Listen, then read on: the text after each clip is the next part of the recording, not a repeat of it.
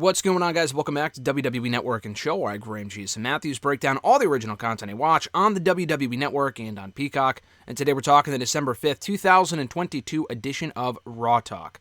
Back in the studio, we had Matt Camp, Jackie Redmond running down the biggest headlines from Monday's show, including recapping Austin Theory and Mustafa Ali for the United States Championship. Kind of a flat match. Dolph Ziggler got involved. Theory was awarded the win by DQ. I honestly could not give two fucks about Ali and Ziggler continuing to chase Theory in the United States Championship. Been there, done that. Both are booked like losers. I don't know why I should care.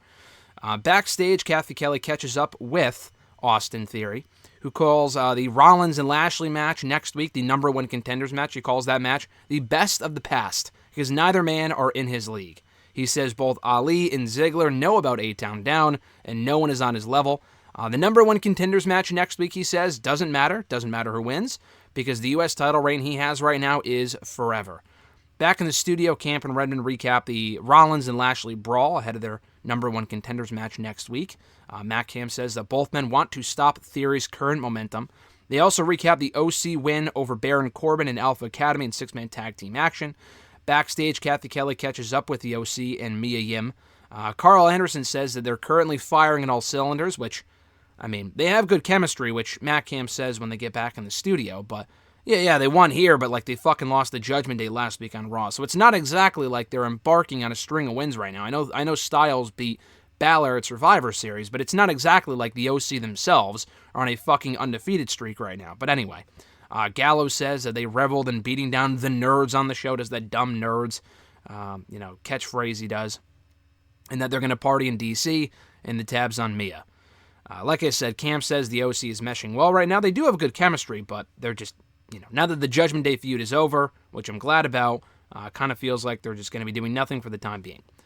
They recap the Matt Riddle and Kevin Owens loss to the Usos in the WWE Tag Team title matchup and Solo Sikoa's post-match attack on Riddle. They hype up the Usos defending the undisputed WWE Tag Team titles on SmackDown this week against Sheamus and Butch. Now, Butch had to replace Drew McIntyre. McIntyre tweeted on Monday he is not currently medically cleared to compete, so Butch will be replacing Drew in that matchup.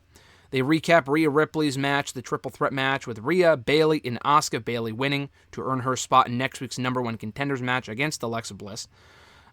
Bayley backstage catches up with Kathy Kelly, or it might have been Byron, I don't remember. I think it was Kathy Kelly. It was Kathy Kelly, now that I think about it. I think Kathy did all the interviews this week on the show. She recalls beating Bliss the last time they went one-on-one in Bayley's hometown. I know they had a match in Bayley's hometown 5 years ago for the Raw Women's Championship at Payback, but I think she's talking about the match they had on Raw in the main event a couple of months ago that Bayley won. But she says that Becky put her foot in her mouth, and you saw what happened. She lost in the main event due to damage control interference. And that was about it from Bayley. So Matt Camp says it's important for Bayley to get the gold since Dakota and Io are currently tag team champions, which I'm not really sure how much that means. They haven't defended the title since they fucking won them back a month and a half ago, but whatever. They hype up Alexa Bliss versus Bayley for next Monday's Raw. Bayley, Matt Camp says that Bayley does know Belair better, knowing after all the matches they've had in the last few years. But Bliss has a bit of newness to her as an opponent to Bianca Belair, having never gone, I don't think, one-on-one with her before.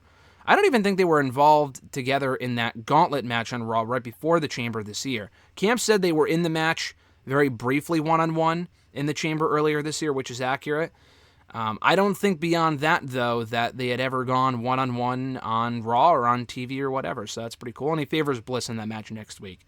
They also promote X-Pac and the Street Profits for Wednesday's edition of The Bump. So, pretty standard show here for Raw Talk. Got to hear from Bayley, hear from the OC quickly, and Austin Theory. So they had some notable names. It just kind of feels like Raw's in a rut right now. Not that it's been the most exciting show. Not to say it's been the most exciting show for the last month and a half. It really hasn't been. These crowds are fucking dead, and I don't entirely blame them. As it feels like we're heading into the Rumble season, Survivor Series behind us, they're just kind of going to be embarking on a lot of filler. I'm glad two of the matches with the women had stakes on Monday, that being the number one contender stuff, but like the OC facing Corbin and Alpha Academy feels like total filler. No one gives a shit.